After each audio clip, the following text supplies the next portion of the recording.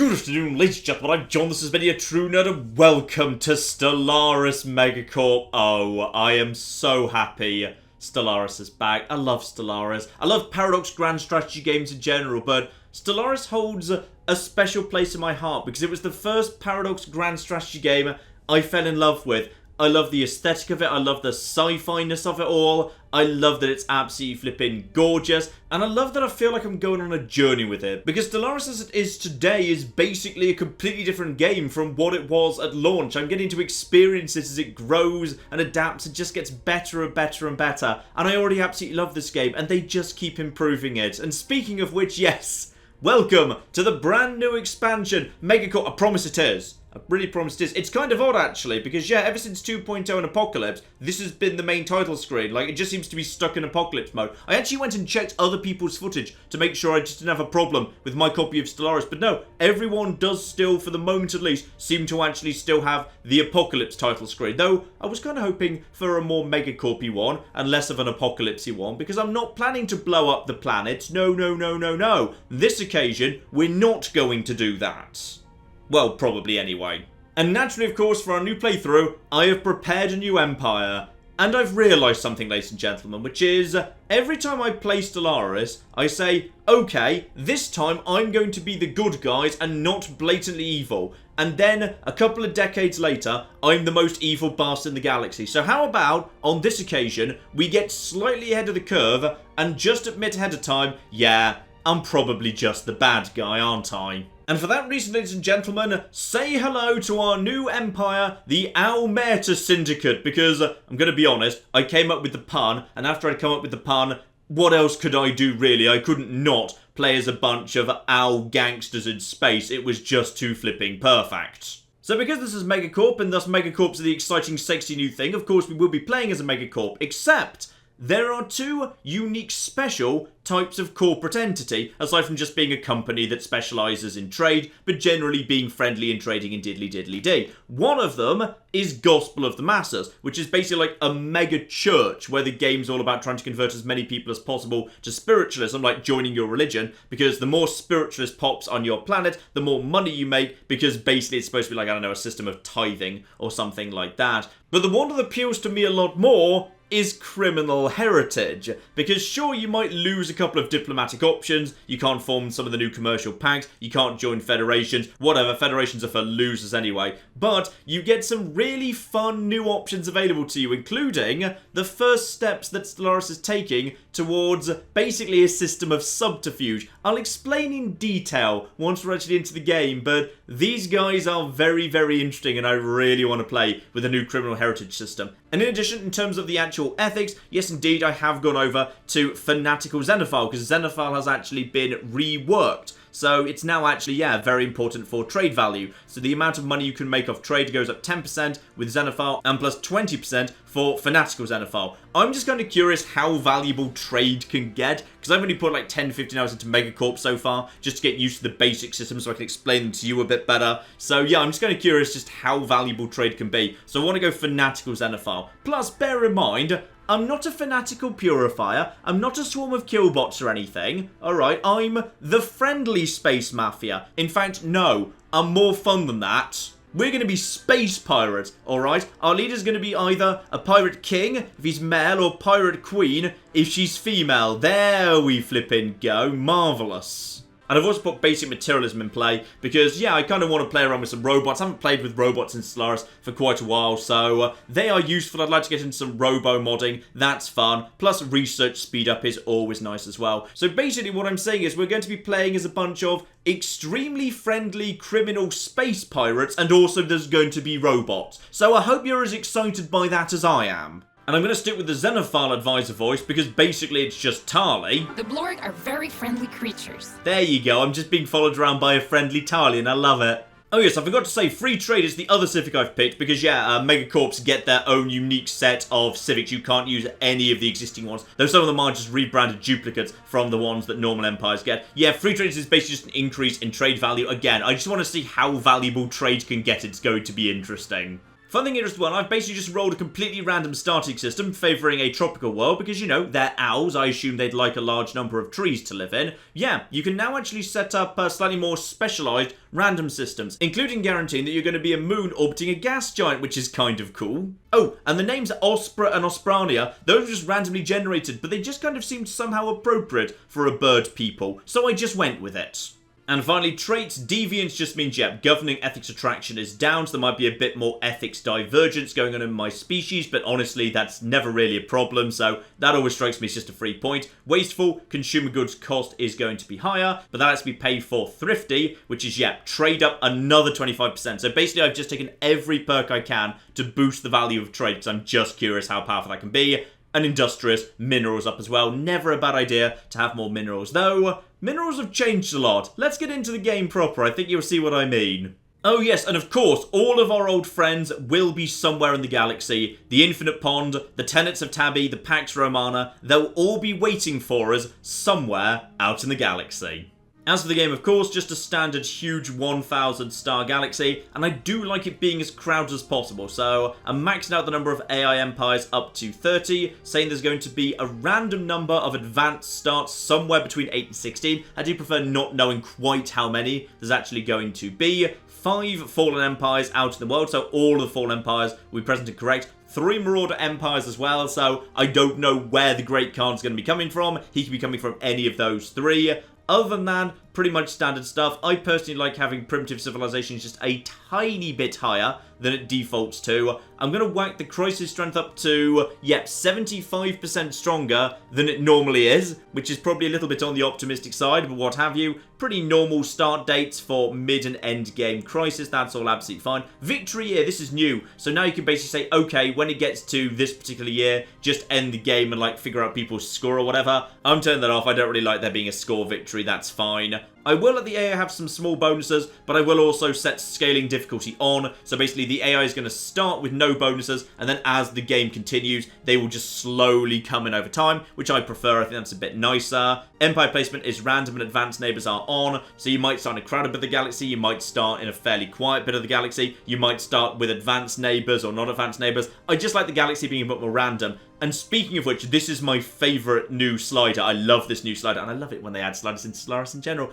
Guaranteed habitable worlds. It always bugged me so damn much that by pure coincidence, every single empire would always find absolutely perfect worlds to colonise very close by to their starting position. So you can now turn that off. So now, at this point, there's absolutely no guarantee you'll find nice, convenient worlds. The worlds you find nearby to your starting position might actually be completely inappropriate worlds for your species, and it will be a much harder decision where to settle or not. So yeah, that is very, very nice indeed. Anyway, that's enough of that. Let's get started. So, welcome to Stellaris MegaCorp, as we just have a little fly through our system. Oh, Stellaris is just so gorgeous. Just occasionally enjoy, you know, turning off the UI and just enjoying how flipping pretty Stellaris is. And there we are, over there, our home planet of Asprania, which is, you know, being a bit shy right now. It's hiding behind that gas giant. But yeah, I'm a moon. Oh, and I've got a sister moon as well. Hang on, what's the sister moon like? Barren world, non-existent atmosphere, meteor impact. Yeah, it's probably better we just live on Asprania, to be honest. Asprania, which is currently being ruled by Pirate King Wings of Cyan. Oh yes, let's get this pirate party started. So, welcome to MegaCorp, but arguably more importantly, welcome also to the free update Stellaris 2.2, the Guin update, which has redone arguably more than the 2.0 update did. So, Stellaris is, as far as I'm concerned, pretty much a brand new fresh game here. So, there's a lot of stuff to explain, even to people who know Stellaris pretty well, together with all the existing systems that are pretty complicated for the people who are new to Stellaris. So, I'm going to explain these as best as I can, alright? I've planned out how to do this, hopefully this will all work out. So, this is ours, we live on this one planet, and right now we own this one system. And we live inside this very, very big galaxy that I've actually spawned us in. Now, this is all randomly generated, we don't know what's out there, so there's going to be other empires out there that vary from pacifist hippies to swarms of murderous killbots. There's wild space creatures, some of whom are friendly, some of whom are very aggressive. There's massive monstrosities called leviathans. They're just going to be, well, some of them are just going to patrol around and just basically smash anything in their way. Some of them are going to hold still and we need to go out and find them. There's stagnant fallen empires, grand powers of yesteryear who are still just floating around in their little very well armored enclaves. There's marauders who might get nasty later in the game. There's traders floating around. There's poets, there's scientists, there's a huge amount out there, lots of stuff to find and lots of stuff that might come and find us if we're a little bit less lucky. And right now we don't know where any of it is because I think this was introduced by 2.1 and Distant Stars if I recall correctly. Yeah, you can't actually see the hyperlane map because the only way we can move around the map is by going along these little lines. Those are hyperlanes. But yeah, beyond a certain distance from where you are, you can actually see that hyperlane map and I don't know what the systems are called. You used to know what every system in the galaxy was called before you even started, which for people who knew the game gave them a bit of an unfair advantage because certain Leviathans always spawned in certain named systems, so you could have a rough idea of what was going to be located where, but not anymore. Now everything's a bit of a big question mark mystery. We just don't know what's out there. So in which case we should probably get exploring, and the only ship that's allowed to go and explore into the unknown is a science ship. You used to be able to once upon a time send out like your fleet just to like scout around the immediate area. Can't do that anymore, so my science ship is just going to, yeah, have a little quick wander around the immediate area, just basically looking to see if it can find anything. I'm just going to send it to explore, which basically just means it's going to put its nose into the system and then move on to the next one. Before we can actually do anything with those systems, like claim them, bring them into my empire, start exploiting them, we're actually going to need to survey the systems, but that's a lot slower. We're not going to do that immediately. However, yeah, you could probably do with a second science ship, because that's going to be a bit on the slow side, and for the moment at least, yeah, there's not much more we can do. Though actually, there are some, yeah, currently underutilized resources in my starting area. Everything that's marked in green, already utilizing. Everything marked in white, I'm not. So my construction ship handles that sort of business. So I'm just going to send him over here, because it looks like this planet has got some resources on it. So, send a mining platform over there. Thankfully, my Pirate King, the Wings of Sion, actually makes that 25% cheaper. That would normally cost 100 minerals to build. Only cost 75. Very, very nice indeed. So that'll get me some more minerals coming in very shortly. At the same time as my science ship is going around, trying to figure out what else is going on in the galaxy. As I say though, that'll probably be a bit on the slow side, so I could do with a second science ship. So ships get built at these things. This is my little station that just kind of, yeah, hovers suspiciously closely to the sun, because I guess the scientists and whatever who work there just really enjoy having a really nice tan or something.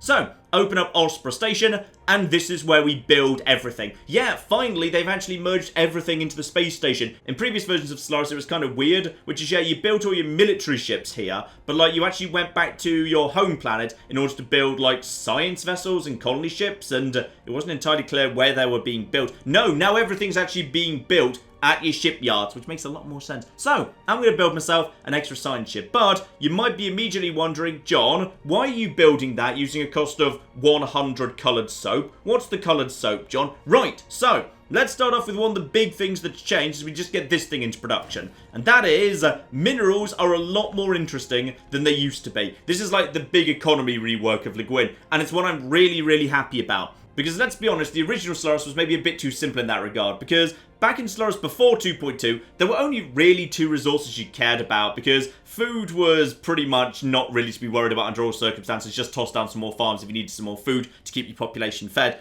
All we were really worried about was energy and minerals. You needed a giant pile of minerals, because minerals were what you spent to basically buy pretty much everything in the game, and you needed a giant pile of energy because energy was what you spent on an ongoing basis to maintain the stuff you'd built with minerals. It was all pretty simple, to be honest. So, minerals have got themselves a lot more interesting these days, which is, you still need minerals, because just about everything you build down on the ground on planets is actually built out of minerals. But just about everything that you build out in space, as you can see from the shipyards, is built out of alloys. Because, yeah, just digging up some iron ore and then just making a spaceship out of it turned out to be a terrible, terrible idea. And instead now, yeah, before we can actually make any spaceships or stuff that floats around in space, we do actually need to actually, you know, refine that iron ore into something more appropriate for a space station, like steel, or whatever it is you make space stations out of. I'm not 100% sure. I don't actually work for NASA. So minerals can be converted into alloys, but minerals also have to be converted into consumer goods. Now, there's always been consumer goods in Stellaris. It just used to be that they were taken directly out of your mineral stash. Now you actually have to convert minerals into consumer goods and thus have the infrastructure to actually convert one to another. So basically, at its very simple level, you need minerals to build stuff on the ground, you need consumer goods to keep your population happy, and you need alloys to build stuff out in space. So you've really got to balance what you're doing with your minerals, and at any one time your priorities might shift. One day you might desperately need minerals in order to actually just build more emergency stuff that you need down on the planet, but the following day you might need to reinforce the fleet because a new threat has emerged from the stars, and as a result of that you need all the alloys you can get. So yeah, it's a lot more interesting in that regard. I'll get into exactly how the conversion works when we actually get down to building stuff on the planet. For the time being, yeah, we've got ourselves this science ship in production. My other science ship is heading on its way. My fleet can't do anything for the time being. Right, let's just actually wait for those ships to head on their merry way. While I'm doing that, get some research kicked off here. Which is, yeah, research has actually changed a fair bit too. And for the better, to my mind. So, this one here, this is very interesting indeed. So, field modulation,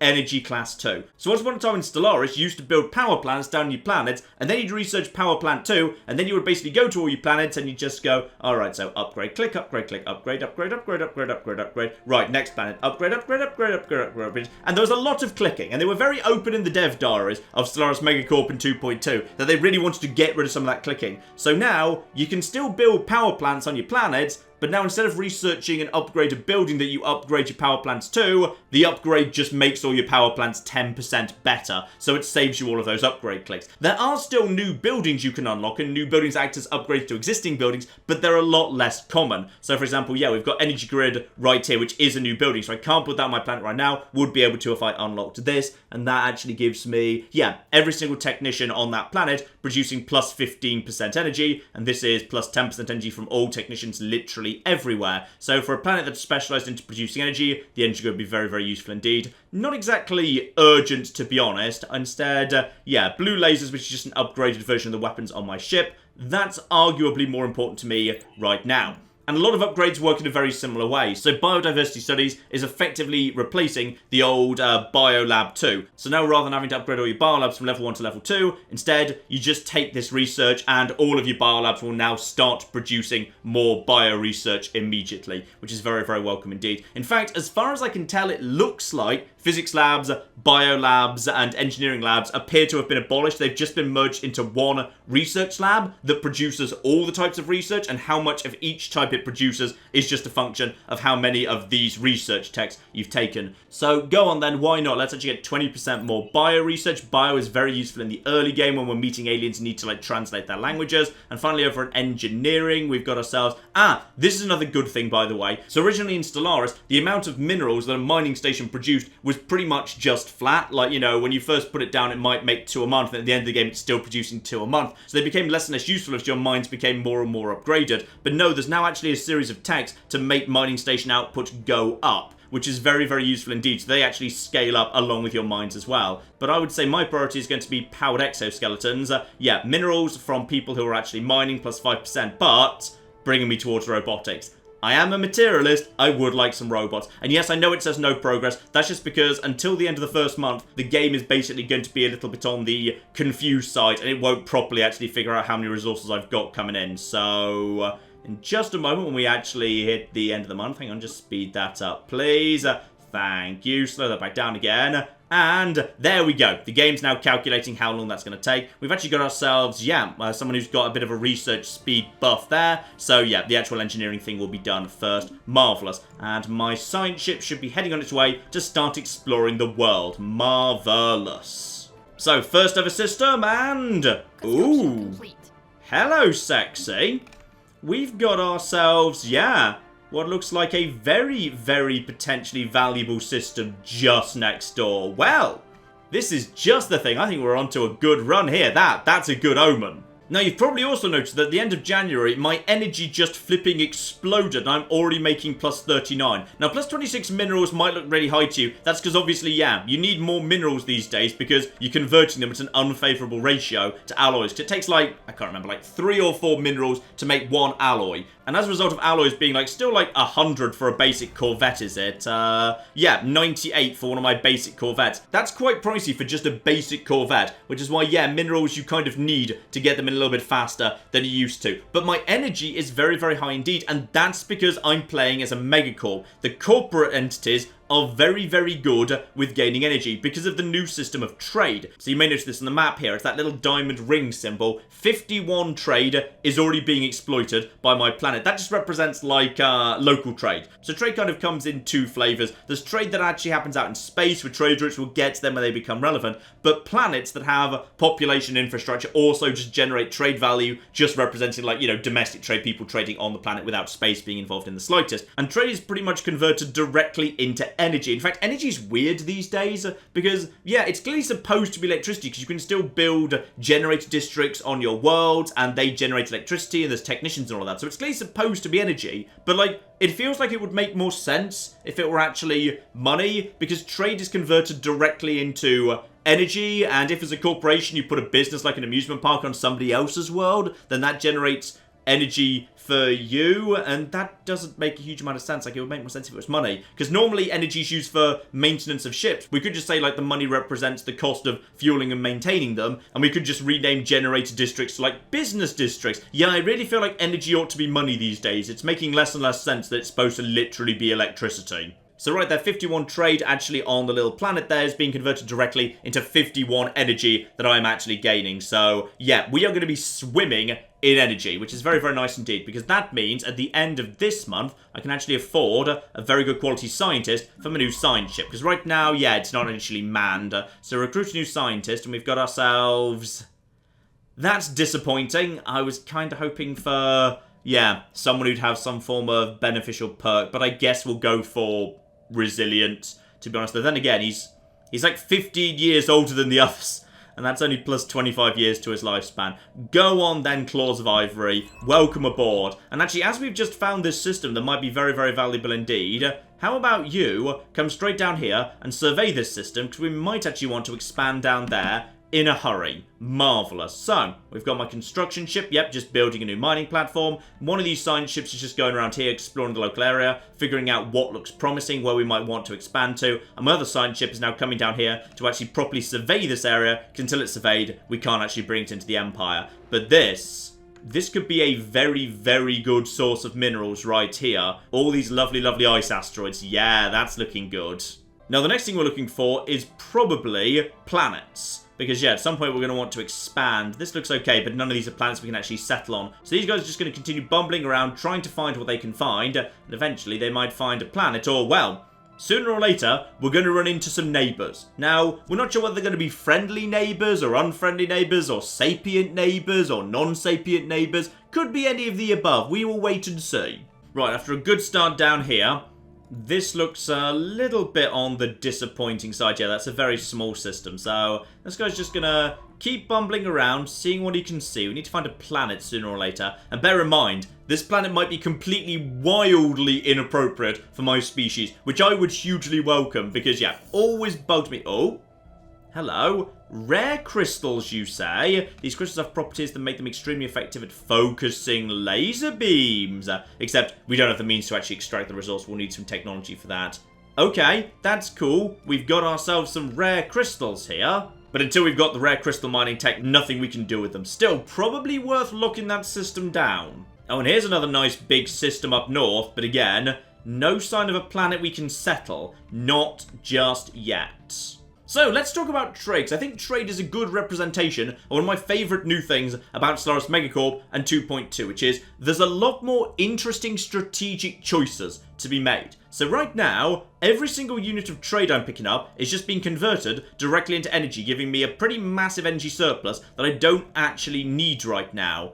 But it does not have to be this way, because there's two mechanisms by which I can start doing some nice little switchy roundies. The first of those is the market. So if I just go over to the market screen here, energy is basically currency in the market. Again, it should really be money. It should really be flipping money. So I can basically buy or sell minerals, food, consumer goods, or alloys for energy. And obviously, you know, there's a certain market fee floating around too, so you don't always get the best prices here.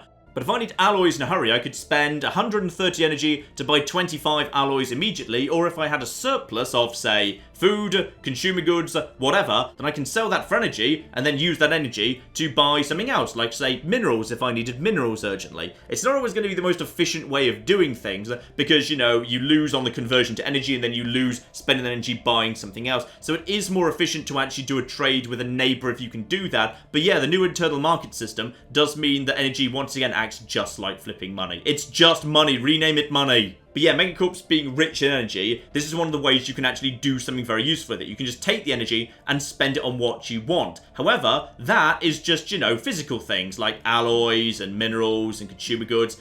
There's something more interesting we can do as well, which is if we go over to... hang on, where's policies? You now actually have a trade policy. So you can choose what you want your trade to represent. So right now, 51 trade is directly being converted into 51 energy, because 1 trade equals 1 energy. However, there are 2 other things we can do as well. Consumer benefits. So each trade represents 0.5 energy, but also 0.25 consumer goods. So if you want to, you can convert your trade into consumer goods if you've got a sudden consumer goods crisis, or, this is the one I think is most interesting, marketplace of ideas. Every trade value represents, yeah, 0.5 energy, but 0.15 unity. So that is very, very interesting indeed, because that means approximately every 6.5 trade is worth an extra point of unity. And I've got like 50 trade coming in already. I'm only getting plus 10 unity right now. I can basically just boost that to, yeah, I'm just going to actually move myself over to the marketplace of ideas, where my trade economy is based around, yeah, facilitating the spread of ideas, diddly diddly dee. So I'm going to change that over right now. So that's stuck like that for another 10 years, but if we just get time ticking along there, that's going to be a massive, massive uptick. Yeah, I've like doubled my unity right there, up to plus 18. Very, very nice indeed. Like, you know, that's as much unity as a spiritualist can make. That's what I love about the MegaCorps. They are very, very flexible. New system. Ooh. Another system of ice asteroids. Very, very nice indeed. And one of my science ships has run into an anomaly. Leave it be for the time being. We'll come back for that later. Yeah, anomalies can't be failed anymore. I think this was introduced by distant stars. Now, instead, anomalies, it just takes more and more time the more difficult they are. So, rather than having my science vessels being kind of tied up for ages, I'll come back when the scientist has leveled up slightly. You, by the way, just keep exploring. We need to find, like, you know... Oh, no, don't survey, just explore. We actually need to find, you know, somewhere where we can, like, live. So you just keep bumbling around here, just checking for which systems look promising. But I'll tell you what, it looks like we're right next to 2 good mining systems immediately. Aha, we've got ourselves a planet up here. Arid world, nice and big. Alright, worth a little look-see in fact. You, I'd say, give this system a bit of a scan. I'd like to know more about that planet, please. It's not exactly perfectly suited to us. It's a bit warm for the owls. They're probably a bit toasty with all the feathers and whatever. But might be worth a look-see. So as it's the first planet we found, give it a scan and we'll see what we got here. And surveying that system has also kicked off the First League. So a civilization that was some form of confederation that consisted of many different alien races. They called themselves the First League, and they appear to have coexisted in relative peace some 2 million years ago. And though the Epsilon Eridani system lies in a region of space that seems to have made up the core of their territory, a partial map found among the artifacts indicates that the First League may have covered a significant portion of our galaxy before its eventual collapse. Interesting indeed. So we will just keep an eye out for more First League artifacts. Don't need to worry about that just for the time being. And, you know, we've actually got a decent number of alloys. Let's just get ourselves, yeah, a new Corvette in plane. I think I made some tiny improvements to the existing fleet. So, yeah, let's just upgrade all of those guys. Get myself just a slightly stronger fleet ready to go. And you see, look at that. Because of all that extra unity, we've already got ourselves up to traditions being available. Now, traditions have changed an awful lot because many of them just wouldn't be relevant under the new planetary system and what have you. So, yeah, huge amount of this has actually changed. Discovery is pretty much as it ever was. Diplomacy, being, you know, a pirate civilization, I don't actually get to join federations or what have you, which is nice because it means I won't be spammed with stupid requests to join their stupid federations all the flipping time. So instead, yeah, I can just actually boost my monthly food output by 10%, which doesn't strike me as very, very good indeed. Or instead, yeah, orbital bombardment damage reduced by 25 and defense army damage increased by plus 25.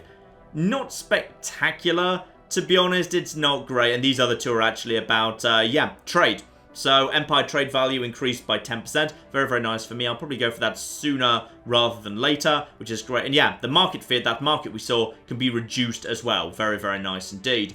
Domination's weird now, by the way, which is, yeah, adoption for domination is clear blocker cost down by 33% and finisher's monthly influence up by 1 for finishing that tree. And that just doesn't seem to, you know, have any connection to domination as far as I can see. But whatever, I'm sure it's fine. But I'm very, very interested in expansion because, yeah, expansion, almost immediately you can pick up Reach for the Stars, Star-based influence cost reduced by 10%, which is very, very powerful indeed. And we should probably, yeah, just go for that immediately. So expansion we will adopt because that, together with the administrative cap being up, is very, very useful. The admin cap. So, you may have noticed I don't actually have, like, yeah, core systems anymore. Instead, Empire size actually just looks at how many systems you've got, how many colonies you've got, how many districts you've got, which is what you build on your planets. So, yeah, the system's a lot more flexible than it used to be. Because, yeah, there used to be weird stuff in Stellaris, like, because it was just counting the number of core systems you could control, if you found a system that had 3 planets in it, you'd always immediately want to rush that, because that's basically 3 planets for the price of 1, which was just kind of weird. So you can't get away with that anymore. Now the game's actually wise to our tricks. Oh, flip me, I just actually sent this science vessel over here. That's even more mining rights. Okay, we are just in Mining Central. Right, time to start locking some systems down. So, my new construction ship needs to be sent down here. This is now surveyed, so I would like you to... I literally do not have enough alloys to actually get a star base down. Will by next month, though, so if I just get this thing into position, will be good soon, because I spent some alloys on actually improving the fleet. You know what? I could probably do with a handful more alloys, and that means it's time to discuss how the planets work. Because, yeah, the planetary rework is arguably the biggest thing that's changed in Stellaris. Now, do not panic. I know this all looks very new and very different and possibly very scary. I'm going to explain this as best I can, okay? So a planet still has a size, my home planet's size here being 20. And as far as I can tell, the largest planet is still 25, even though it's not actually got a grid anymore. The grid is gone. So it's not 25 representing a 5x5 grid, it's just 25 because, I don't know, that's just legacy code and that was convenient, I suppose. So yeah, worlds tend to vary between, like, 10, 11 as like the smallest, up to 25 at the biggest. So my home world is a decent size. And this new world we found over here that we're about to give a scan to, 25, that's a very, very big world. Could be very, very interesting indeed. Except, as I say, that doesn't represent tiles anymore. Now, that represents the number of districts that can be built on a world. Meaning that the pop numbers you can actually have on a planet are much bigger than they used to be. Because pops work totally differently. Because, yeah, you can actually see down at the bottom there, I've already got 28 pops on a planet of size 20. So under old Stellaris, that would not fly. So, this instead means how many districts can be built on a planet. Districts are actually pretty simple, they're very easy to get your head around. So the 3 simplest districts are the generator district, where basically if you plonk one of those down, you can have your pops working as technicians in generators, thereby producing power. Mining districts, plot one of those down, that creates miner jobs, meaning that 2 of your pops can now work as miners in the 2 miner jobs that have just been created, thereby creating more minerals. Or agricultural district, same deal. Farmer jobs plus 2, 2 pops therefore allowed to work as farmers, the amount of food this planet is producing is going up. And actually, it's kind of cute, actually, because there's no actual proper flavours. So if you want to know how it's decided which planets have more minerals or more agriculture or more generators, yeah, the game actually tells you what's going on. So, for example, there's a beautiful tropical island on my starting world, and it's so lush and full of so much fruit or whatever that that represents +3 to the max agricultural district. So 3 of these 9 potential agricultural districts are in fact due to this tropical island. It's just for flavour, but I think it's very, very cute indeed, because it makes worlds feel a bit more distinct from each other. Because of course, depending on the actual climate of the world, the planetary features are going to vary. Again, it's just flavour, but I think it's lovely. I think it's a really nice improvement. You can actually kind of get a feel for what's actually here on your planet. And of course, yeah, because there's a starting world, we do have issues like sprawling slums, which we can just clear. Ooh, this I really like, by the way, because you always used to be able to clear the sprawling slums, now we'll just open up a slot, which raised some slightly uncomfortable questions as to what you've done with the people who actually lived in the sprawling slums when you cleared them, because they just sort of disappeared. So these days, when you clear the sprawling slums, it actually creates an owl pop. So we're not just going in with the bulldozers and like gassing people or something. No. It's now confirmed what we're doing is we're like going in and like educating people and bringing them into our society so they can actually engage with the economy or something. So yes, that's much less uncomfortable than it used to be, and therefore I'm totally going to do that, because trading 300 energy for a free pop is very, very worth doing. So we're going to get on that straight away. So what we've got here in our starting world is, yes, 1 generator district and 2 mining districts and 2 agricultural districts. So what that actually means in real terms is the following. Over in the population tab, because there's only a single generator district, that means there's only 2 technician jobs available. So 2 of my pops are now working as technicians, producing 4 energy each for a total of 8. Meanwhile, because I've got 2 mining districts, I've got myself 2 sets of 2 jobs, 4 total, so 4 of my pops are working as miners, producing, well, they're technically producing 4 minerals each for a total of 16, but because I took industrious, that's being boosted up a bit, which is very, very nice indeed. 2 agricultural districts, same deal, 4 farming jobs,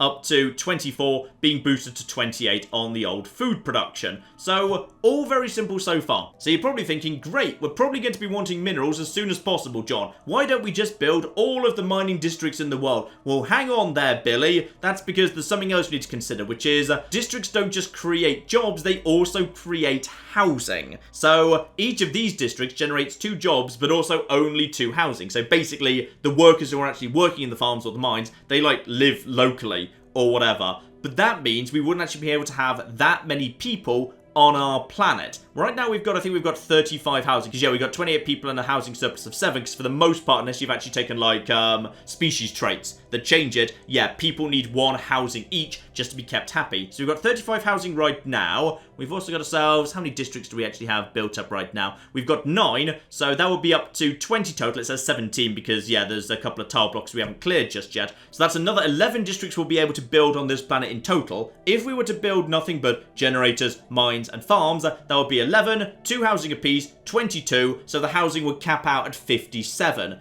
the problem is, population is how you build the actual sexy advanced infrastructure. Building slots become available as your population rises. If you don't have enough housing, then yeah, potentially an entire row of buildings are not available to you, and the planet's going to be a little bit technologically backwards. It's not going to have the sexy advanced infrastructure on it. Now, you might be willing to make that sacrifice if you were to find, like, you know, a small planet that's got some very rich resources on it and you can just build nothing but mines.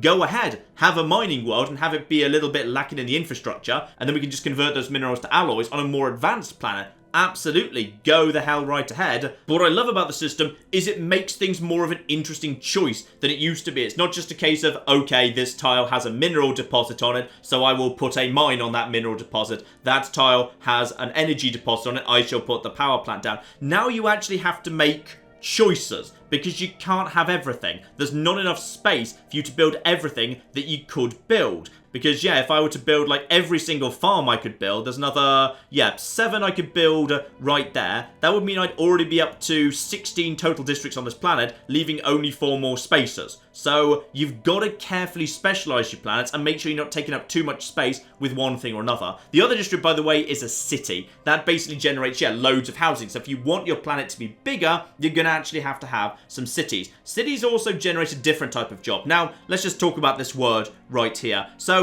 in American English, that's pronounced as clerk. In British English, that's pronounced as clerk. I'm just going to be saying clerks, it rolls off the tongue a bit more easily to me. And clerk jobs are great for me because, yeah, trade value for me is worth crazy money because of all the bonuses I've taken to trade value. So here we are, a whole bunch of clerks right here. These guys are being separated out, by the way, because they've got different ethics. So we've got 6 xenophiles and 3 materialists working as clerks here, and they are generating trade value that is absolutely flipping beautiful because that's generating energy and also unity for me. Though I say I can change that pretty much any time I want to. They're also generating amenities. So this is 2 things that pops now need to actually be kept happy, which is at a universal level, there needs to be enough consumer goods for everybody. Doesn't matter where the consumer goods are being produced, as long as there's enough of them to keep everyone fed and happy and you've actually got a stockpile of consumer goods, that's fine. Because you can ship toasters and coffee machines and virtual reality headsets and whatever to wherever you want in the galaxy. But amenities need to actually be present on the planet. It needs to take care of its own amenities, because I'm not going to be happy because someone just built a cinema on the far side of the flipping galaxy. So you've got to keep an eye on that, or your pop's happiness will start falling at some point. So let's actually make this a bit more practical here. What I actually need really is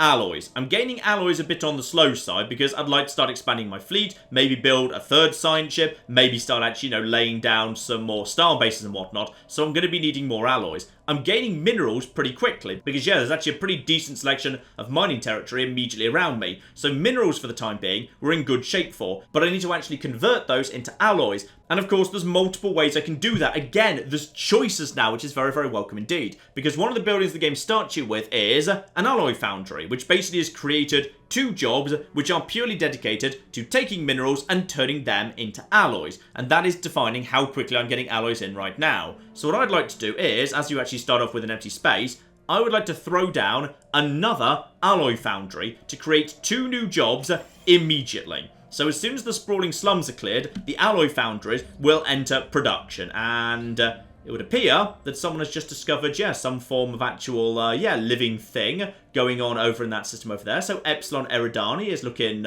promising, potentially. Ah, that's not actually the planet I was scanning. That's a different planet, which has got, like, some microscopic organisms on it. Very, very nice indeed. So we can actually, once we've actually got that built, we will start automatically converting my minerals into alloys. But of course, that's not the only way to do it. Because if we head over to... Ooh.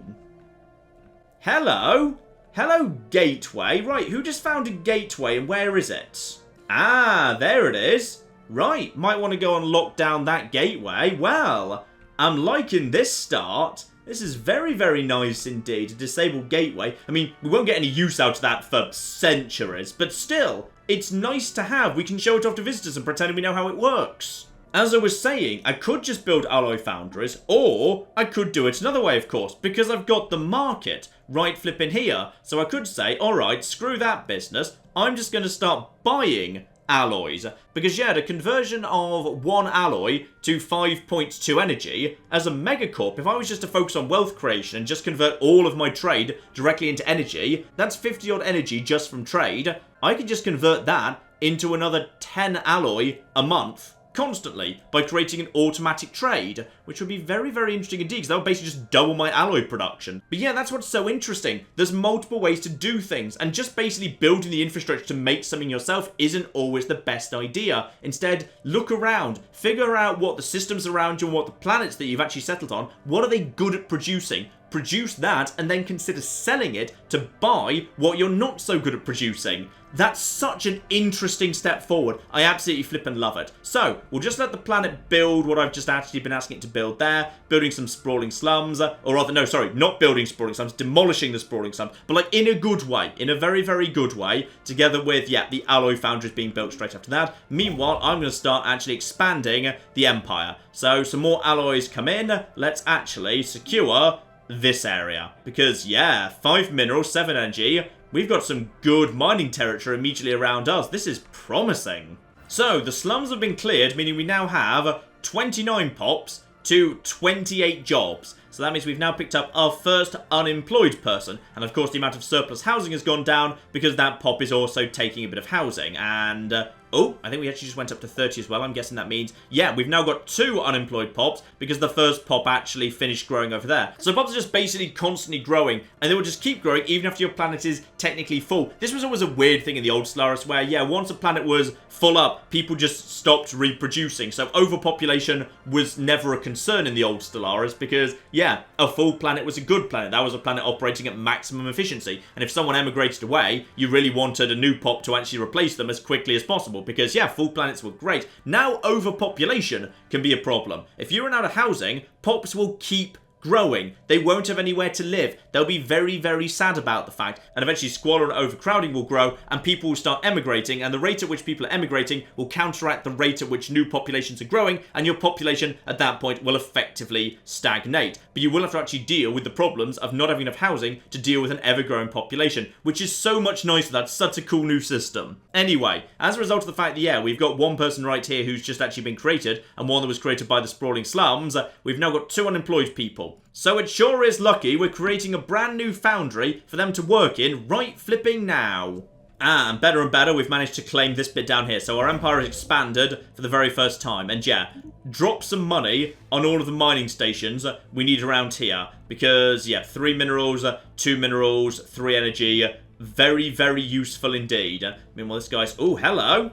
you found something interesting down here. I sent one of my science vessels just to have a little look-see around here because there might be another empire down in this part of the world. What have you just found? You found yourself Continental World, perfect for me pretty much. Well, not quite, I'm jungle, but Continental's pretty damn close, size 17, and Savannah World, size 20. Alright, might be worth giving them a scan. It's always nice to know where planets are. Though, I bet there's a perfect planet right here in this one system I just haven't bothered to explore yet. That would just be flipping marvellous. So, we finally got a scan off that massive arid world we found. So, what do we have here? Interesting. It's a very big world, so I could build an absolute flipping ton of cities here, but the amount of stuff we can actually put down in terms of generators and, yeah, mining districts is very, very low indeed. And, of course, it being a mining world, yeah, there's all these cool little unique things floating around, which is very, very nice indeed. So, arid highlands, serene deserts, ore-veined cliffs. Yeah, there's not a huge amount of planetary features here. So this planet, if we were to settle it, would be not a huge amount of industry. It would mainly just be a big old pile of cities. Now, the problem is, it's way too hot for my owls. Now, that's changed, by the way. These days, if you settle on a planet that's wildly inappropriate for you climate-wise, there's no actual direct penalty to happiness. Instead, you just need to provide more goods to your pops to, like, offset it. Like, you know, their amenities usage goes up 80%. So to distract them from the heat, they need to go to the cinema an awful lot. And the pop upkeep is a lot higher. So they're, I guess, eating more and, like, consuming more consumer goods. Consumer goods is fine. I'm guessing that's just aircon units. We're just shipping over a flip load of aircon units. But they also want to, like, eat more to distract them from the heat. Oh, it's probably ice cream. Yeah, it's probably just 80% more ice cream that we're shipping them. That makes absolute perfect sense. So I can settle this world, and it's going to be fine, but it's going to be incredibly expensive, because we're going to need to have loads of jobs dedicated to entertainers and that sort of thing to create a ton of amenities, or people are not going to be happy, and the consumer goods cost of settling this world is going to be huge. So it's probably not worth it for me to send owls over there until I've actually got myself something like, say, robots, or I've met some people into the migration treaty who are more suited to a hot world. That planet is probably not worth settling, because the cost of the consumer goods, as the settlers actually just got settled in, no, it would be huge. So in which case, we're probably going to, as soon as you're done, yeah, finishing up with this area, we'll probably just ask you to explore these two areas, and we'll just see what you can find down there. I'm also just going to ask this little science vessel to scan this system, because I'm kind of curious about this abandoned star platform. I don't know what that is. That might have been added by, 2.1 distant stars, or it might be new for 2.2. I'm not sure. And yeah, my construction ship is just quietly getting along with all of this business. Very, very nice indeed. And leader has gained a level. This guy's up to level 2. So therefore, yeah, the actual work on Asprania will now be more efficient, and traditions are available as well. Spot on. This is exactly what I wanted. Reach for the stars. Starbase influence cost reduced by 10%. And better and flipping better, Asprania has just finished its second little alloy factory, and a new slot has become available too, because I've hit population of 30. Beautiful. So now I've got 2 alloy factories. Let's just actually let the month tick over, because then the game will recalculate what's going on. And the number of alloys has just risen to plus 13. Flippin' marvellous. Yeah, you may notice it's not double because there's a base of 5. So the jobs were previously producing, I'm guessing, 4.3. That's now gone up to 8.7 for a total of plus 13. So now we've got alloys coming in a lot more quickly, but minerals has dropped because we're now feeding more minerals into the alloy foundries. But here's where we need to introduce something else new as well. There's now a class system in Stellaris. So basically, the people we've looked at so far, those are just workers. These are like the lower class of the planet. So anyone who works in like a district directly, like a city or a farm or a mine or a generator district, those guys are the lower class workers. Anyone who works in like a building, that's deemed to be more prestigious. So those guys live in the middle class, the specialists. So yeah, we've now got ourselves 2 people working in what was my original alloy foundry, and now we've got 2 more people working in this job right here. Absolutely flippin' marvellous. So the unemployed people who were previously unemployed workers have actually taken those jobs because they were the only 2 people to fill them. And this is how the class system works, which is a very interesting little system, which is if a job is available in the specialist middle class, and there are people down in the lower classes who are capable of filling it, they will 100% immediately move up and start doing those jobs, because everybody wants to move up socially. However, if I were to say, for example, okay, we don't need that many alloys right now, what we actually need is more minerals, so I'm just going to close a couple of those factories for the time being. That's going to create 2 unemployed pops in the middle class. Now, if there were jobs available in the working class tiers, they would not go and do them. Not immediately. They'd need to demote first, and that takes like 1,800 units of time. It takes a very, very long time indeed. People are happy to immediately move up socially, but they will not move down socially until they've actually kind of stewed about it for quite some flipping time. So if there were 2 technician jobs available right now, these guys would not move straight down to it. Eventually they would, but it would take a long flipping time to do. People, for the most part, do not want to move down. So yeah, these specialist jobs correspond to the buildings that we've actually started off with inside our little empire. So we've got ourselves, yep, the research lab, which is 2 researchers who take consumer goods and turn those into science.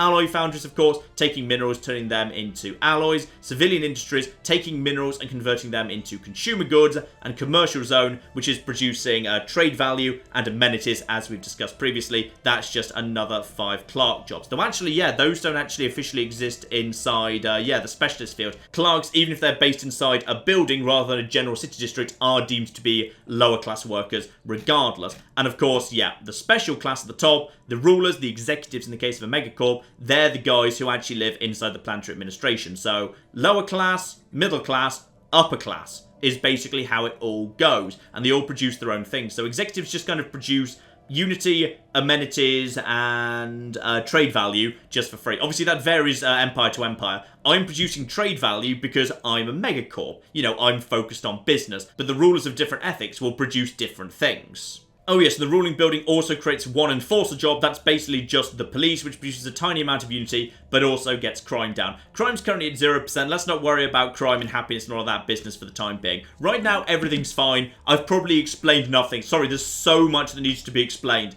in 2.2 and MegaCorp. So I'll hold off on some of the more advanced mechanics just for the time being. Instead, just keep on exploring for now. So my construction ship is, yeah, just building a bunch of mining platforms right here. Cracking on with that. You need to go to these 2 systems, check them out. I could do with, you know, I wouldn't mind a 3rd science vessel just to head north, to be honest. I could break one of them down later.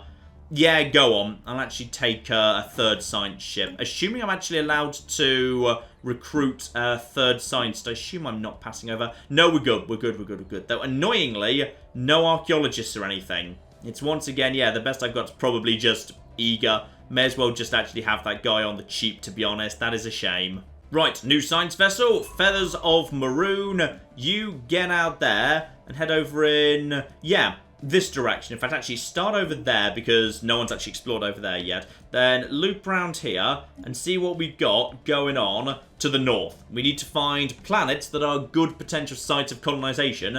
And ideally, we need to actually find, like, you know, the neighbors. Aha! Well, I'm glad we sent this guy over to Tatanga because we've got ourselves a double desert world. Right, we've just got hot worlds across the flipping board here. You know what, while you're there, no, stay there, survey that system. If that's got planets on it, we need to know what sort of planets those are. Oh yeah, and you actually had yourselves a continental world of 18 down here. You survey this system, we need to start figuring out what's going on with all these planets. And as for that spare building slot on my capital, yeah, the corporate culture site, effectively the MegaCorp equivalent of an autochthonic monument, yeah, creates 2 jobs, a new type of job I don't think we've seen so far. 2 managers. They take consumer goods and turn them into unity, trade value, and society research. Go on then, that sounds fun. But bear in mind, yeah, we need to keep an eye on this. Consumer goods, we're not running out, but our surplus is going down, as is food. Sooner or later, we're going to need some more farmers. And if we don't actually get a new world down soon, and money to actually build it on my home world. Alright, we're starting to get data coming in about these planets that I've been scanning. So, not that one, the other one. Here we go. Desert world, 20% habitability, so very difficult to land on. Almost no mining present on this world whatsoever, and very little agricultural we can do either.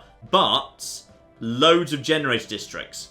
we could actually produce, yeah, an awful lot of energy here because, searing deserts times 2. So loads of, yeah, potentially good spots for solar panels, I'm going to guess. Tiny few mineral fields. Nutritious mudlands provides a tiny, tiny, tiny amount of agriculture, but for the most part, no. There's very little here. And what mining there actually is there needs to be cleared out at a cost of 500 energy. So that world's a bit of a no-go. Now, the continental world down here, that's a bit more on the interesting side. That could be, once we've actually cleared out, yeah, quite a few tile blockers, that could become a very, very nice area for doing some mining. We need to clear out toxic kelp and dense jungle, but could be of interest, actually. And not too difficult for me to land on. Pop amenity usage and pop upkeep up 40%, but not the worst thing in the world. Not the worst thing in the world. We could probably afford that. And when I say that, maybe we can't, actually. We're already up to, yeah, just +2. That is because my manager jobs have just come into effect. So naturally, of course, 2 people have decided to move up to being managers and created, yeah, empty jobs down over here with the workers. So 2 clerks have decided they'd much rather be managers than, like, whatever it is a clerk is precisely. It's a bit of a vague term that could mean whatever, to be honest. Yes, white-collar workers performing various administrative office tasks. So fetching people coffee and doing, like, photocopying or whatever. So at this point, I can start actually shuffling people around. So if I think, okay, I've got enough energy and enough minerals for the time being, how about we turn one of these jobs off and one of these jobs off, and because these jobs don't exist anymore, they will actually move over to being clerks, which will increase the amount of trade and increase the amount of amenities. And amenities being up is probably a good thing, 'cause that's starting to get a little bit on the low side. But yeah, I really need to start thinking about consumer goods. So at some point I might want to actually change over my trade policy, because my trade policy right now is basically getting a bit of energy and a tiny bit of unity. But I could change that over to consumer benefits in order to actually get, yeah, 0.25 consumer goods per trade. Trade right now is still hovering about 52, so that'd be a huge, huge influx of consumer goods. So yeah, we'd just be dedicating our trade policy towards actually creating more useful stuff for consumers. Might be of interest, might be. Also, economic policy, there might be some stuff we can do there. Yeah, civilian economy, more consumer goods at a cost of alloys, or a militarized economy, more alloys at a cost of consumer goods. So, if I absolutely desperately needed to actually have more consumer goods because I've got a crisis of happiness, I could move over to a civilian economy and move away from the mixed economy. Let's stay on mixed economy for the time being, though. Also, food policy has changed, so it's not just about stockpiling anymore, which is very, very welcome indeed. So yeah, you've got your default dietary balance. If I need to, I can actually impose rationing. So the food upkeep is down 25%, but at the cost of growth and at a cost of happiness. Or nutritional plentitude. So if you've got plenty of food coming in, yeah, if you're willing to sacrifice 25% food in order to just, like, feed people more, then you can boost happiness and growth speed by 10%. So that breadbasket world down south, that might actually be able to fund nutritional plentitude, at least for the time being. That could be very much of interest. Yes, that might be something to work towards. Speaking of which, admin cap up by 20, starbase upkeep reduced. Colonization fever. I feel like we are going to be, you know, creating a colony sooner rather than later. Let's just finish off expansion. Nice thing about expansion, by the way, yeah, when you finish it, basically every single planet in your empire gets an extra free district above and beyond what it can normally host, which is very, very nice indeed. Alien mural. Artificially carved slab of rock covered in alien writing. They've not detected any other signs of alien activity on the planet. There's literally a massive building. I can see a picture of it. You are the worst at science. Exactly how this mural came to be here is a mystery. I don't know, maybe the people who lived in the massive castle you're showing me a picture of, you stupid bastards. Well, I'll tell you what, we'll let the scientists just, wrap up the survey of this local system, and then I'll send him in to have a little scan of that. The other world that we actually found up north, though, This could be a lot more interesting. So it's a smaller world, but it is flipping swimming in the ability to generate power. Like, huge amounts of power. Okay, this could be an interesting power world. Admittedly, it's going to be very expensive to settle. But geothermal vents, scorching deserts, yeah. We can produce huge amounts of energy on this world. Massive amounts. And obviously, a specialized planet, we could just slap down energy grids and all sorts. Okay, that could be of interest. We might want to lock down that system. No rush, to be honest. I think we're okay for the time being. I'm not seeing anyone else kind of moving around here. Though, just in case anyone is moving in this direction, would you like to just go and explore this local area? Because we haven't run into any neighbours yet, but it's a busy galaxy. We're going to run into somebody sooner or later. Oh yes, and I can now show you the class system directly. So if I were to say, hey, you two managers who are totally lower class plebs, we've decided we only need one manager. He's going to go sit here in unemployed, even though there is a job available. So if I just start time again, yeah, he's demoting to a worker, but it's going to take him a hell of a lot of time to do it. So that's, yeah, like years of him just sitting there, stewing, being unhappy, and requiring feeding food and consumer goods regardless. So, yeah, it's probably best we just keep him as a manager. Managers, yeah, they take consumer goods, turn them into social research, unity, and some trade. So the trade of the planet should have just actually gone... Should have gone up to... Why is that still 51? I would have thought you were... Oh, it's not gone up because they're producing trade goods here, but they were already producing trade goods down here. So if I want trade to actually be maxed out, that's routine. You can actually just research that. That's fine. If I wanted to actually max out trade goods, I could actually say, okay, we're going to take these two farmers off here, and they are going to be working as clerks now. That should increase. There we go. Now trade value is up to 58, which of course feeds through into more unity. So yeah, the new systems in 2.2 are a lot more complicated, hugely more complicated, but they present so many more interesting tactical choices and alternatives, so I love them. I think this is such a huge change. Like, honestly, I don't know why this is even called 2.2. This should be 3.0, because it's a bigger change than 2.0 was. Also, I may have just taken slightly too many people off their farming jobs right there. Hang on. Yeah, we'll actually be having one of those farming jobs back. In fact, thank you. Good, good, good. In fact, actually, one of the people who was working as a clerk was apparently desperate to become a farmer. Because the moment that job was available, he decided to... Oh, wait, hang on. Were you unemployed? Oh, I'm so sorry. Were you unemployed? I didn't mean to leave you unemployed. My mistake. Right. Just, yeah, one more farmer. We're up to parity on the food. We're okay on food for the time being. Oop, one of the little events that fired inside this system I was just actually scanning over here has discovered an armed vessel discovered in orbit. It's an abandoned military spacecraft called Nefri's Pride. Light frame and evasive hardware suggest it was built for long-distance patrol missions, since retrofitted into a long-range stealth bomber. Alright, so it was hijacked by a rebel guerrilla on its way to perform a strike against a secret complex called the Shivan Lab, said to hold a weapon so powerful it could win them the war when they were shot down. We've extracted the ship's destination from its navigational drive. Oh yeah, send the science crew to the lab. Let's have a little look-see at what that is. So, hang on there, Sit Lab. So, scientists present, one ship in orbit. I'm just going to finish scanning this system first, and then we'll get on with all of that, because, yeah, this system just seems to be flipping event central. Also, ooh, we've got Alpha Aliens! Hello! Where did we run into some Alpha Aliens? Oh yeah, we have found... That is Plantoid. We found some plantoids. We've actually found some people. They're floating around... they're floating around here. Right, okay. I don't know where they came from. Possibly they came from over here, which might be a bit concerning, because that means they might be in a position, if they've already started scanning this system, to block us off from accessing that little farming world down there that I did kind of have half an eye on. Right, that's great. Brilliant there's enigmatic spacefarers out there, but get the science lads on, like, working on this, like, now. Please, alright? Just pause literally everything else. I want to know what the hell these guys are doing, where they are, and whether they're friendly. Because, oh, in my previous Stellaris playthrough, yeah, the first aliens I ran into were plants as well. That didn't end well. They were dicks. I hated those stupid cabbages. Oh yeah, we've definitely found something here. We've got ourselves aliens.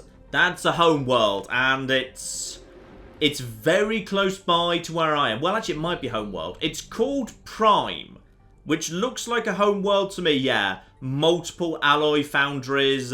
This place is big. This place is very, very big indeed. Right, you don't bother exploring any of this for the time being.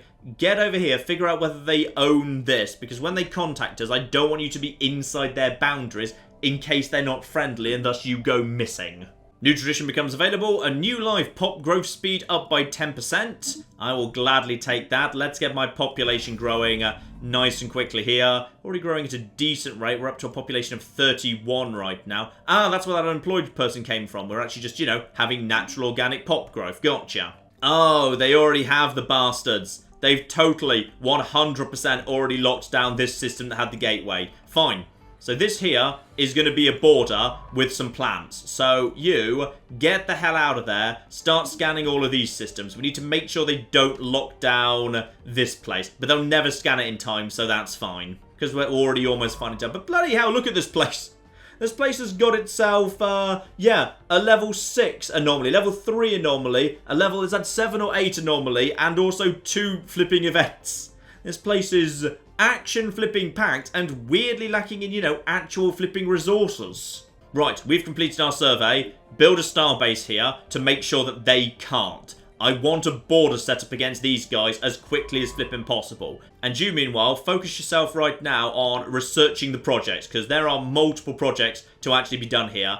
And once we've actually done all the projects and all the anomalies, this place might actually be worth a lot more. Here we go. Got this place locked down. You come over here, build a mining station just to get that 3 energy locked in, because, yeah, energy is not as nice as it once was, despite our huge amount of trade, just because I'm trading lots of that trade in for, you know, Unity instead of trade, which is interesting. That's fine. That's just how it works. Right, you start scanning this system, because this system could also be potentially a very valuable little mining area. We just need to get, yeah, all this area locked down. Let's just get my little surrounding area locked in, though I wouldn't mind having, yeah, one of my ships heading up north. There must be more people around here we just haven't run into yet. Especially as, of course, yeah, having locked down this system, and thus hopefully having a bit of a boundary versus these guys, if I were to be able to work my way up here, I could get to, yeah, this important choke point. Because I'm now kind of boxed in on this side. If I get boxed in up here as well, that's a problem. So getting up here and looking down this system, so I've got this way to go and this way to go, would be quite important. Because, yeah, right now, the new galaxy map generation algorithm creates clusters of very interconnected stars.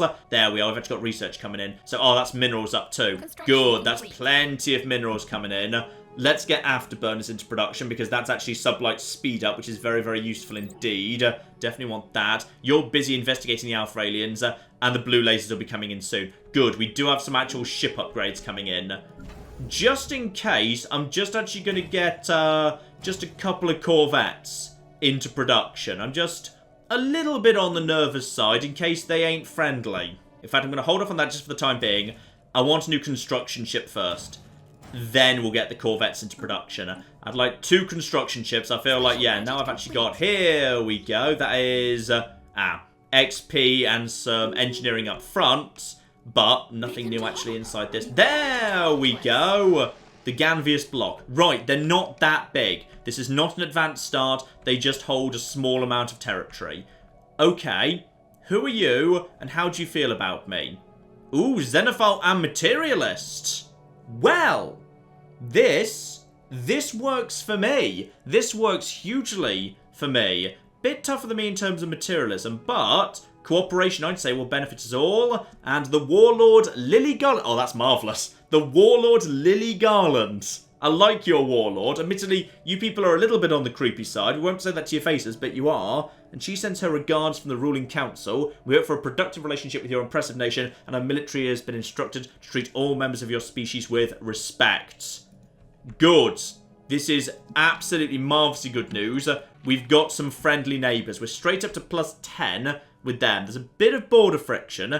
And, there's a minus 25 because we're a criminal syndicate. But xenophilia, xenophile diplomacy, bright materialist, there's enough to counteract that for the time being. Leave our borders with them open for now.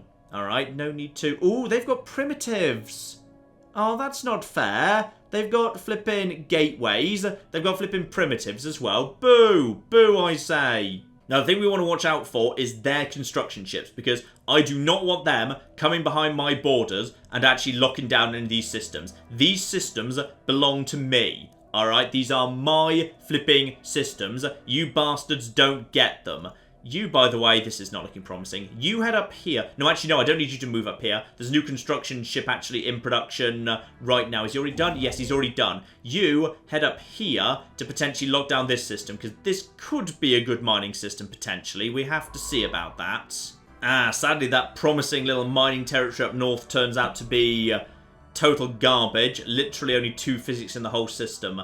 Right. What do we want to do at this point? What do we want to do? We probably want to start looking, start looking north. You head up here, start surveying these systems. If we need to lock down this area in a hurry because someone else is expanding down here, I want to be able to do that. You, as soon as you're done with that event, which is almost done, probably come over here and check out Asgard. Invisible Death.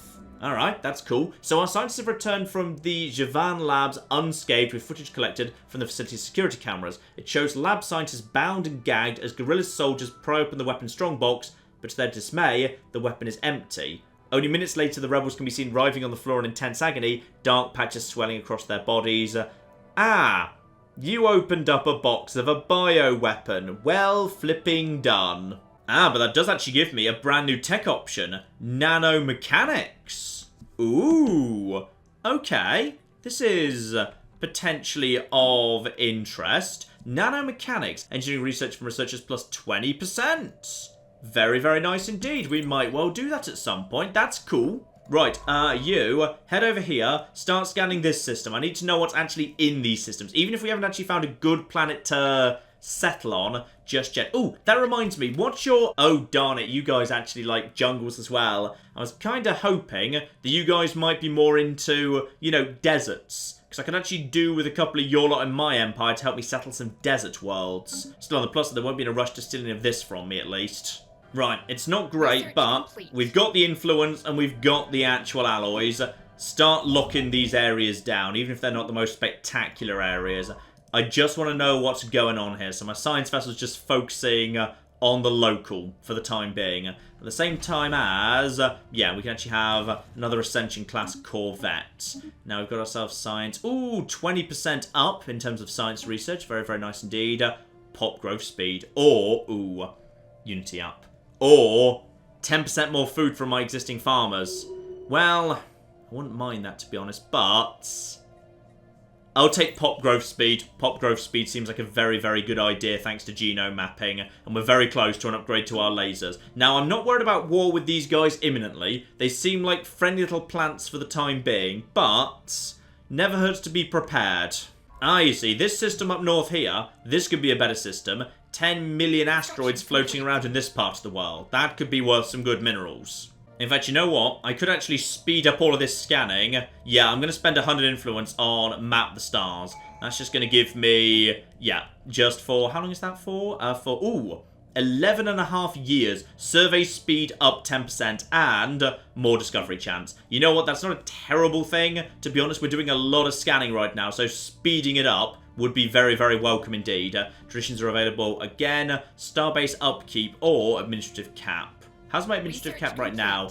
Up to a max of 50. We're at 19 at the minute. We're okay for now, so no need to rush to that. I'll just take Starbase upkeep. Beautiful. So that will make things a bit cheaper as well. And the blue lasers are done. Good, good, good, good, good, good. Improved deflectors. Except I probably won't be able to afford that because I don't have power up just yet. So let's actually just take quantum theory just to make subsequent future physics faster. Probably a good thing to invest in early. Now, food's starting to look a tiny bit on the dicey side. I'm going to throw down an extra agricultural district on my capital just to tide us over just in case. Though I can replace that later. Like any of these I can just replace with something else. So if I want to actually, later decide to, just delete all these farms and replace them with cities because I want to turn this place into like a mega city or something, I can totally do that. So I've got plenty of money right now. Let's just get, an agricultural district into production just in case we end up in a bit of a food crisis. And here's something fun I didn't actually know. So I can actually harvest alloys directly. So I have actually found a world where I can just pick up some rare alloys off this molten world right here. Very, very cool indeed. I did not know that was a thing. And this system looks a bit nice, so that's much better. So why don't we just grab some land up north?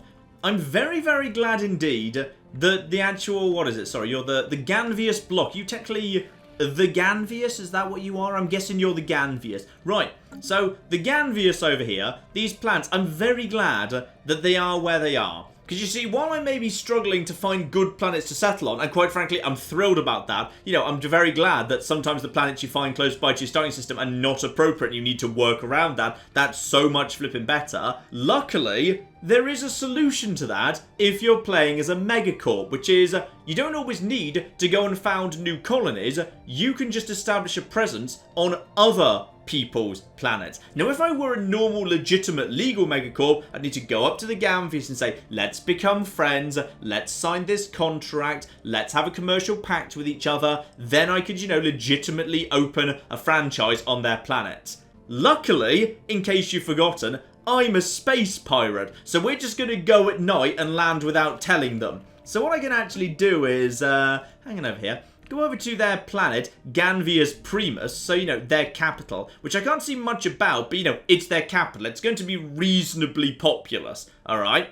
Go over to the corporate tab, and I can establish a branch office. Now, that's a little bit on the expensive side, to be honest, because it's going to cost me, yeah, the default is 1,050 influence, and that scales up based on distance, but their capital's like 2 systems over from my territory, so it's nice and close by. So we're basically just going to establish a branch office on their planet, and as far as I'm concerned, that's like branch office in inverted capitals. It basically means we are just going to sneak on their planet and set up a series of black markets and whatever, and it's going to be beautiful. Now, at first, it's not going to be worth very much, but because this is a populous planet, and it's got, you know, a little bit of trade floating around, I think it's a good investment. Getting ourselves a branch office set up on their capital, I'd say that's the way to go. So I'm going to do that right now. I don't know if this is going to work out. I've never done this before. But screw it. I'm floating a pile of energy right now. Why the hell not? I'm going to establish this here branch office. And yeah, because I'm a criminal enterprise, the higher the crime is on the planet, the better my branch office is going to operate. So I need to actually basically screw them up by deliberately creating crime. And they're probably going to, you know, try and resist that, but screw it, what have you. So I have straight away now opened up the Almeta Syndicate, a little sub-region built into their planet. Which is very, very cool indeed. So it's already jumped up to, yeah, it's making 4.2 money a month. The planet's got a trade value of 11. So trade value is basically trade I'm siphoning off and making money from myself. And the crime on this planet has presumably just jumped a little bit too, because just by being present on this planet, I am creating crime, which is marvellous. And I get also a bit more money because free trade isn't diddly diddly day. Now, what can I see about this? I can't see anything about this planet just yet.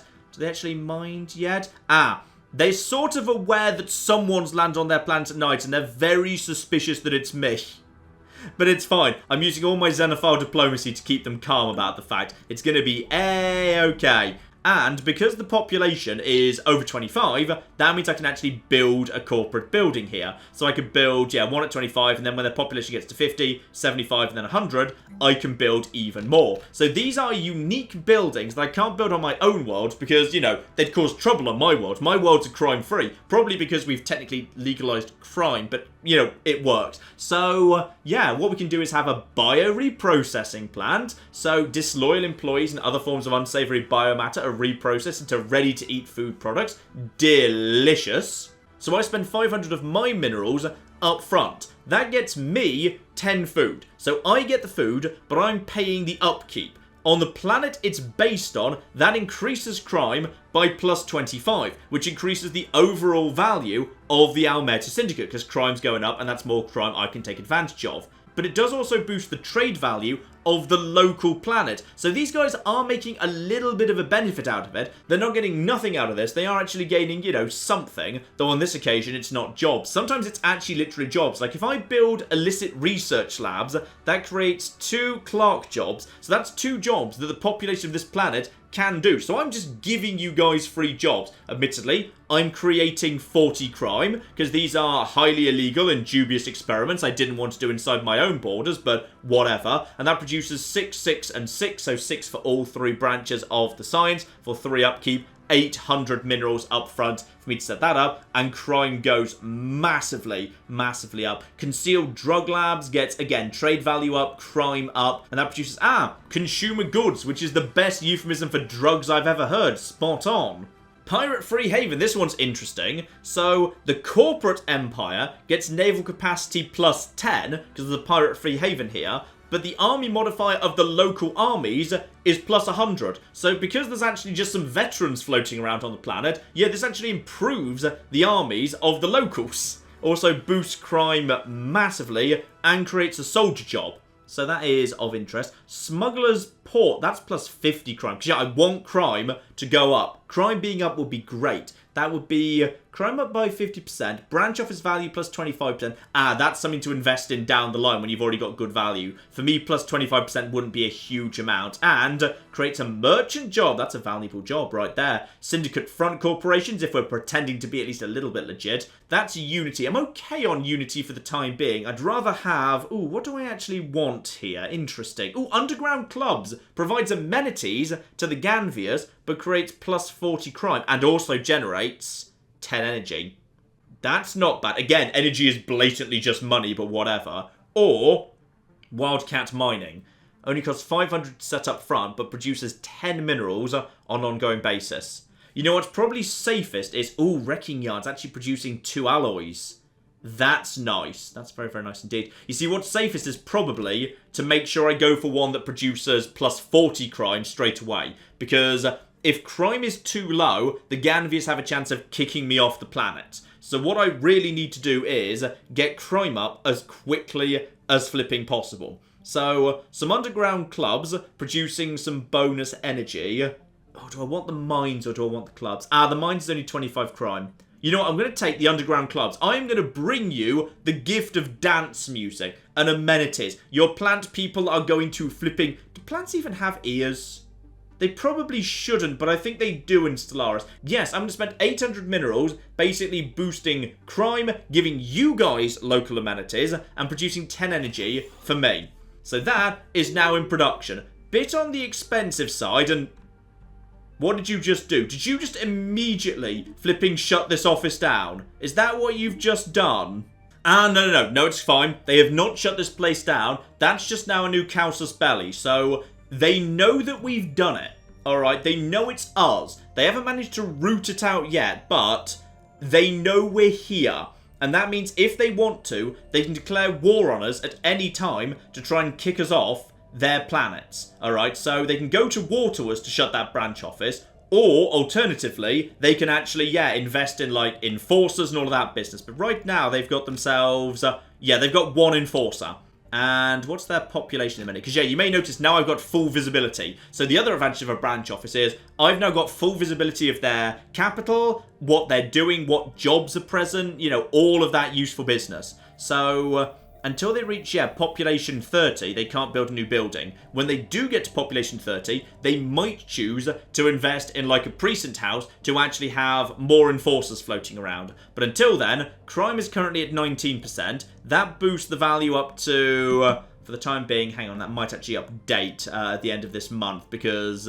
no, it won't actually update yet because the underground clubs aren't done yet. So that's up to 4.2 immediately. But we can actually see what they're doing. And what they're doing is, they are producing more alloys than me.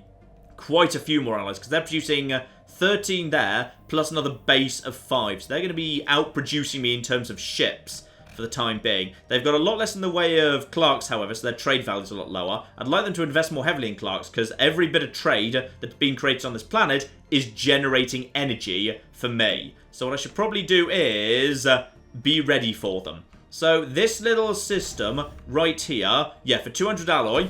I'm going to get that upgraded. So we're going to start upgrading this here starbase. That will be very, very welcome indeed. Because one day, they might decide to come and attack us. And just in case they do, how about we actually have ourselves, a new... Oh, hang on. No. It's time to improve the flipping corvettes, isn't it? Technology afterburners aren't done yet. Alright, over to the ship designer here. No, ship designer, please. Can I actually afford... No, I don't have the power. So if I were to actually put this in here right now, that'd be -2. which is a bit of a problem, unfortunately. Yeah, for the time being, there's not much I can do. I need upgraded generators, so that's high priority. We need to get that done sooner rather than later. Still, for the time being, let's just compare our fleets here. Their fleet power is technically superior right now.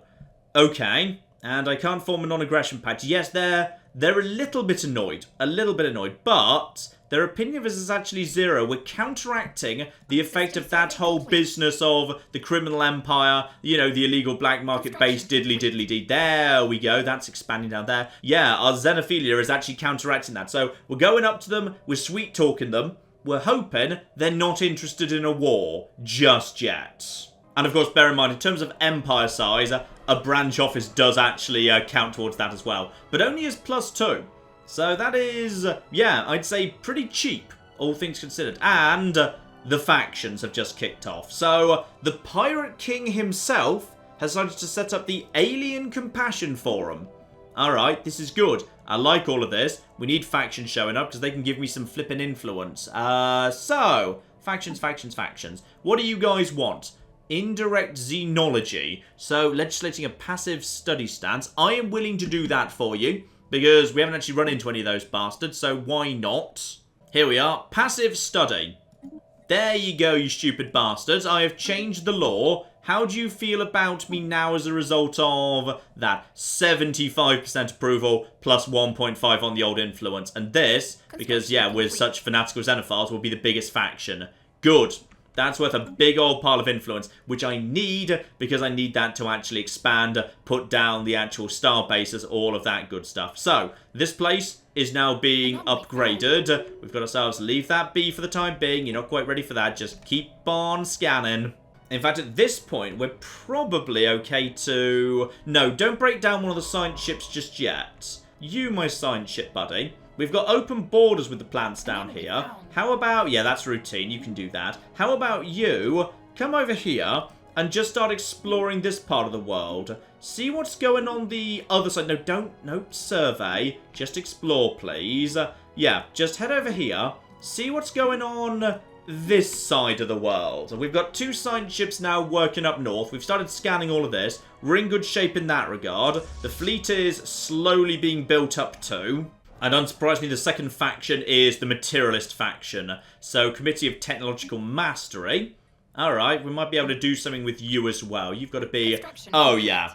These guys are fine. AI is allowed. We are on the bleeding edge, so fellow empires can't be more than equivalent in tech level. That's fine. They are equivalent. I'm happy to keep investing in that. Science is good. You just keep on researching all of that business. Marvelous. So these guys are just scanning some anomalies up here, seeing what they can find. And this guy's going over here, see if we can find any more neighbours. Now, I am worried about the neighbours to the north. Alright, that's my main concern right now, because I do not want to get boxed in. Because this area of space is okay. There's some decent mining rights around here, and a little bit up here as well. But honestly, I don't quite have the strength to fight my way out if I get boxed in immediately. So, yeah, I need to basically lock down the northern part of this bit of space as soon as possible to make sure I don't get boxed in. And these guys are... Ooh, an Alpine World. Ooh, Alpine World's flipping covered in mines.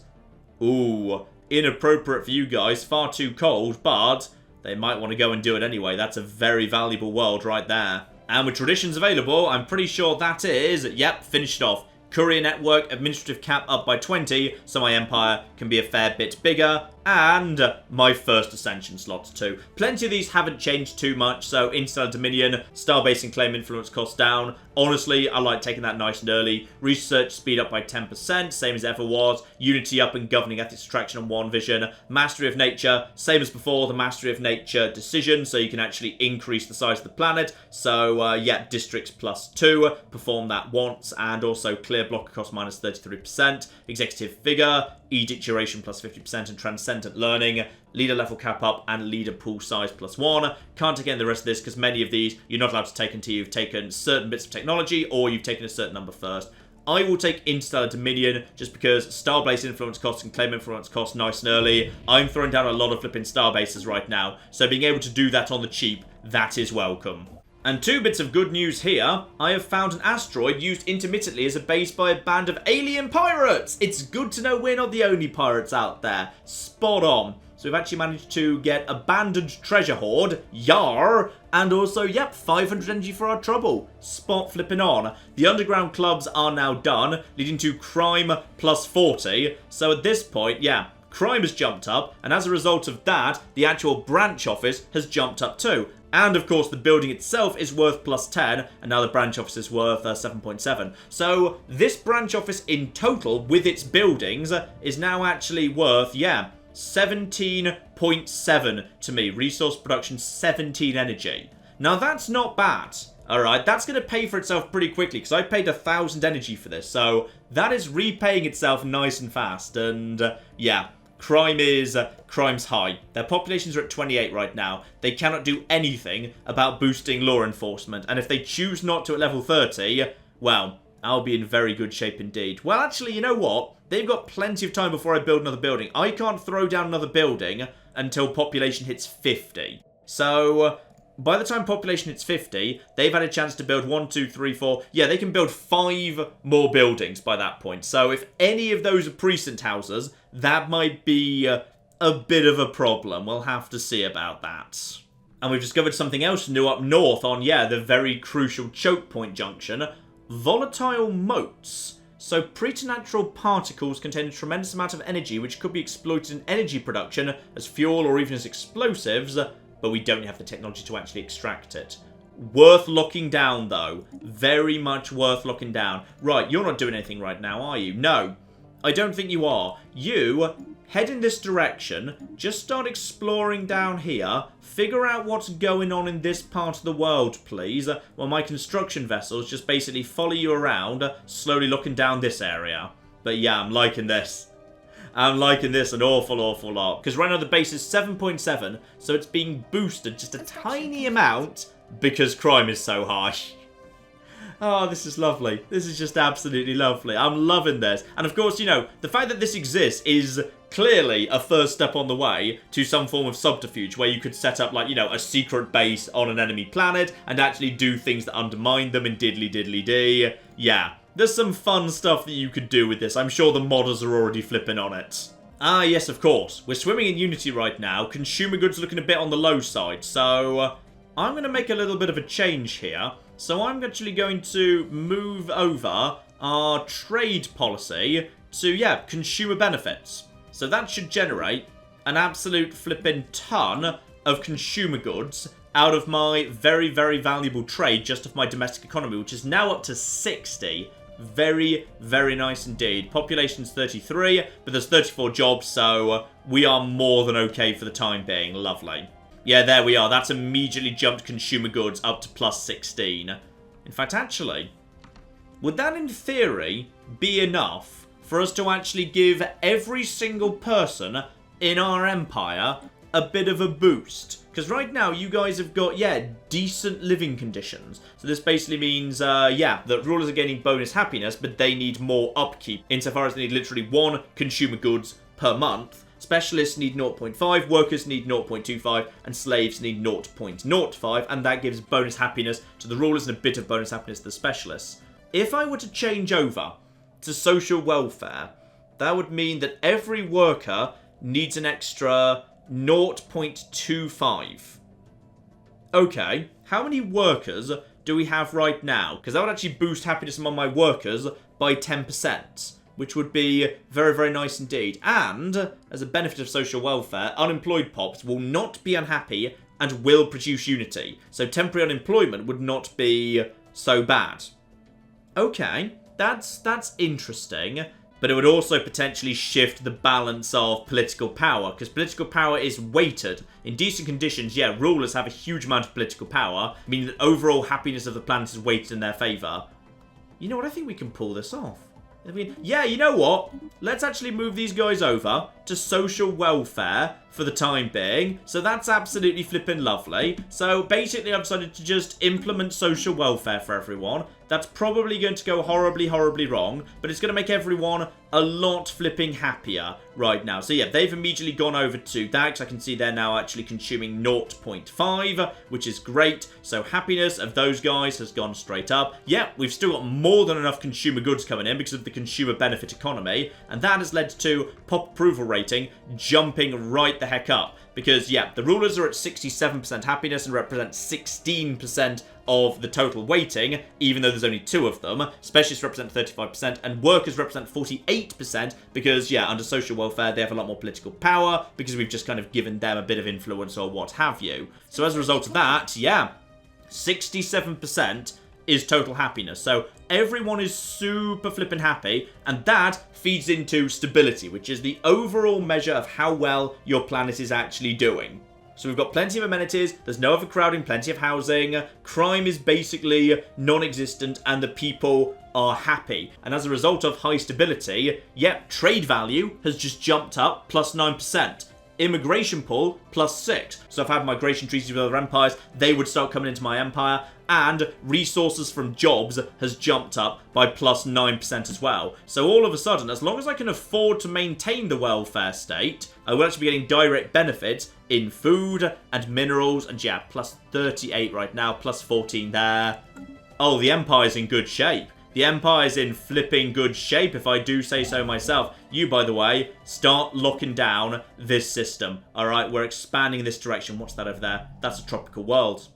It's only size 17, but it's a flipping tropical world, alright? We could do with that. We could do with that very, very nicely indeed. And up here, we've got ourselves trade value floating around in space. Ooh, now that's very, very interesting indeed. But you know, ladies and gentlemen, I'd say that's enough for now. Welcome to Stellaris MegaCorp. Welcome to Stellaris 2.2. Welcome to Stellaris Guin. And, oh my goodness, I already loved Stellaris, and I'm loving these changes. These are great changes. The economy is way more interesting now. You're actually making strategic choices. You've got to decide whether or not to settle on terrible planets, because the cost of maintaining your people there is so flipping damn high. Like, yeah, with my consumer goods in good shape, I could try and settle one of those desert worlds I found, but it will probably be horrendously expensive. We've got kind of, you know, the introduction of subterfuge with the branch officers as a criminal heritage thing. That's very, very cool indeed as well. We've got trade which can produce energy or consumer goods or unity or some combination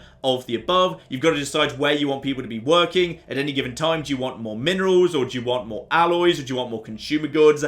It's so much more interesting. The planetary rework, even though it's a little bit confusing at first glance, I think is a huge success. And of course, Stellaris MegaCorp will be our new strategy series on Thursdays and Sundays. So second part will be out on Sunday, and then it will just be alternating Thursdays and Sundays, just like Crusader Kings 2 was. I love this game. It's just got such a special place in my heart, and I just love seeing it get better and better and better, and that's what it's doing. Every time they update it, they improve it. Apocalypse and the hyperlane thing, that was magnificent, and I love these new planets. These new planets are just flipping gorgeous. I know it's a tiny, tiny bit confusing at first glance, but hopefully I've explained it. Link in the description below to Stellaris. It's an absolutely magnificent game. Hopefully you join me for the rest of this series, continuing on Sunday. But in the meantime, I've been John. This has been many a true nerd, and this has been Stellaris MegaCorp. Thank you very much, and goodbye. This guy's enjoying that. This guy's enjoying his elephant a bit too much. Oh my god. In Fair Verona, we set our scene. Oh my god, Becky, look at her butt. It is so big. They've managed to glitch inside one of the buildings. Elephants in the rear! And then in come the chariots!